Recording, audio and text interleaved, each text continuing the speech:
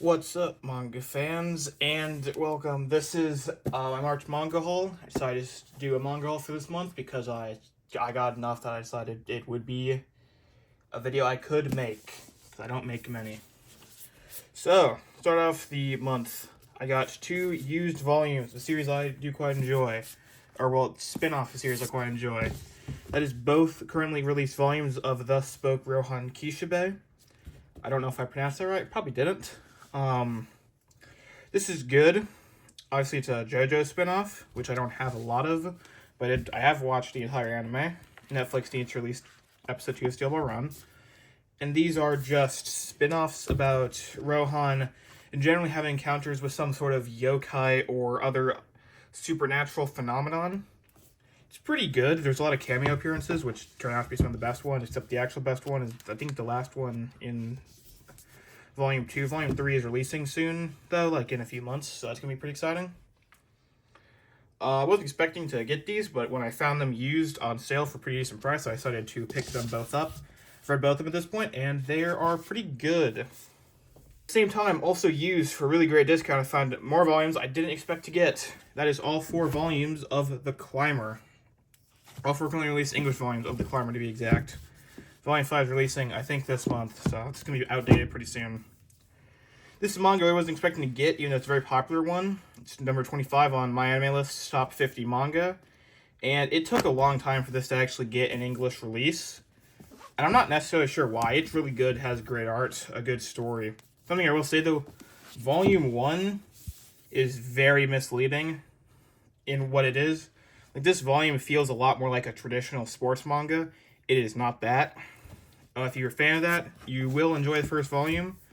But the rest of the volumes end up being a lot more inward-looking, self-discovery, and mature. And I got these all for $11 each, which is a great deal. But I will say the ESRB price is $23, which I wouldn't say is not worth it. It's good artwork. It's good. It's actually a pretty good quality omnibus. But I get through these in I could do these like that. It just takes me absolutely no time to blaze through these because it's a lot of big... That was a bad example. It's a lot of big panels and little text. And this is actually not the worst example. There's a lot of ones where there's not a lot of text. It's probably the longest volume, the amount of text in it, which is kind of nuts. But yeah, that is... This contains the first bit. I think stopping after the first major arc, being the K2 arc. I don't need too much of a spoiler because I don't think if you've read the series you would know what that means at all. But, I mean, I assume that's when it ends. I have no idea where the story's actually going to be going. And I'm excited to get more volumes when I can. And now we have what this month is really about, and what will probably be the thumbnail of this video. Sakamoto Days. I remember saying in my last video, which you probably didn't watch because it was horribly paced, it was an hour long and it was just a bad video, so don't watch it, that I had Sakamoto Days and Kaiju number 8 at about the same priority level. That has changed. Sakamoto Days is now one of my highest priority mangas to get. Currently I have about half of it currently released in English, which is a bit less than half of it. As in, I currently have a bit less than half of it in general. I do think it's ending soon, which is a shame. But it's really good, and as you can see, I got 5 of them this month, which is a lot.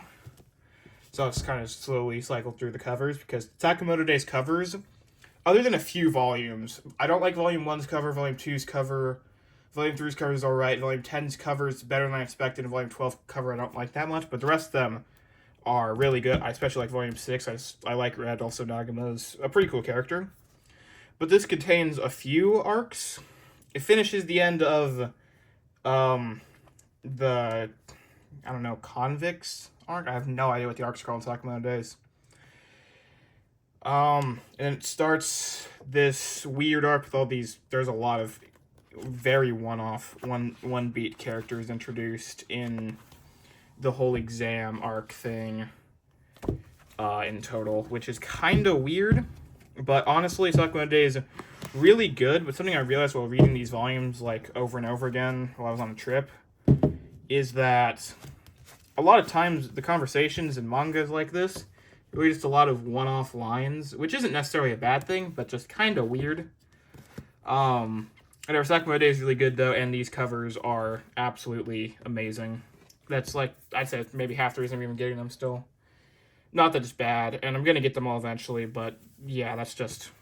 Sakamo Day is really good, and that's what this video is about.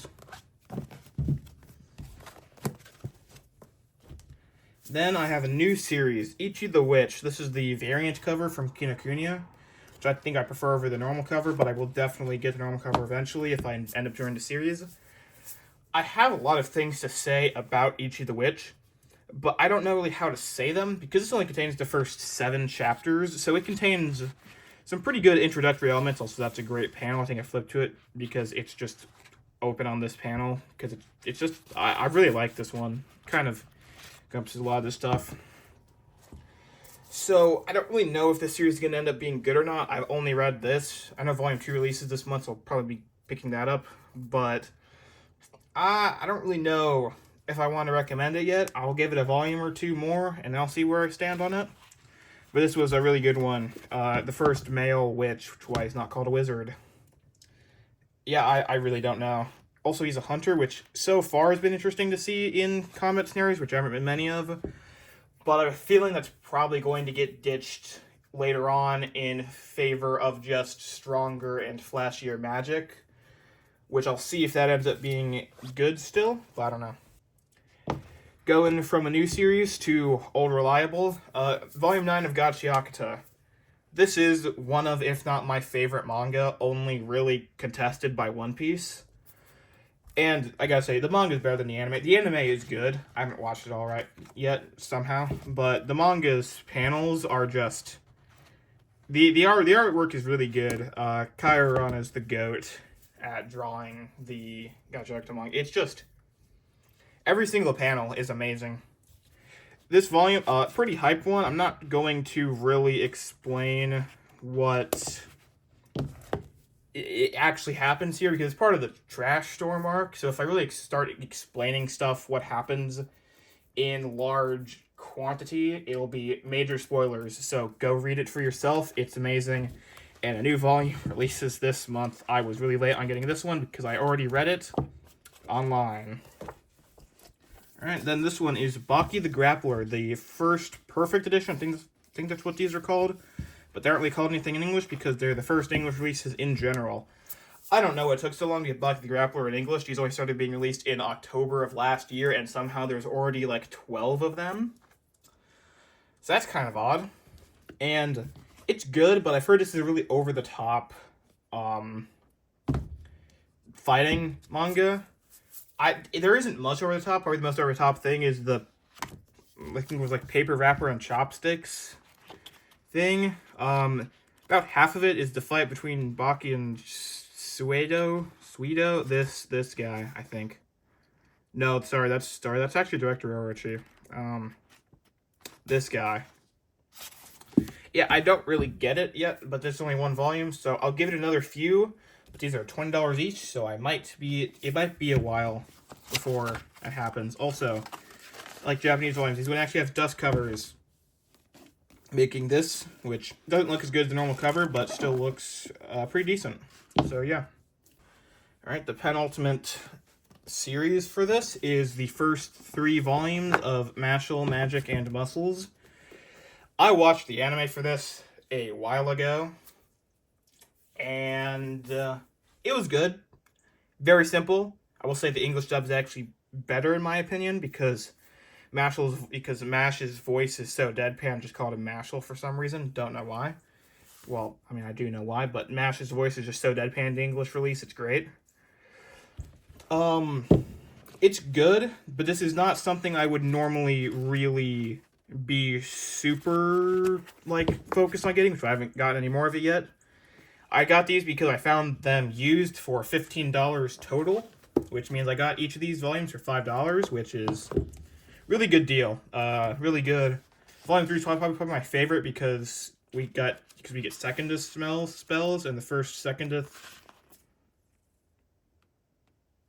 hype. Go watch the anime. Really good. I think the next season releases like next year, so maybe by that point I'll have all 18 volumes of the manga. But it's not going to be a big priority of mine to get more, because I already know what happens in a large portion of the story. And it's mostly comedy with, I don't know, it's good, but it's not, like, amazing or anything. And then the final one for this month. Oh, boy. This is, yeah, Steel Ball Run. Let's go. This is only, like, the 4th JoJo's volume I'm getting, and just so you're aware, I think I already mentioned this in the video, but I don't skip parts. I do not skip any parts of JoJo's Bizarre Adventure. I swear. I just don't. I watched the animes. I got this the day after episode 1 released, which this is just episode 1, basically. I'll be getting the rest of JoJo's eventually, but man, is it expensive. These are $25 each, and there are 7 parts currently. Part 7 is probably going to be between 10 and 12 volumes, which is like $300. That's a lot of money. And the other parts combined total cost like over $1,000. So JoJo's is a very pricey series buying retail, but it's just really good. I think the anime is good. The anime was really good. First episode. Just wondering when Netflix is gonna release episode 2, you know? I have volume 2 of the manga though. I've had it for a while, so I know what happens. I didn't skip this volume, I just bought it and then I read the second volume immediately afterwards. Also gotta say something, I forgot to mention this with the Baki, so I'm just gonna bring it back up here.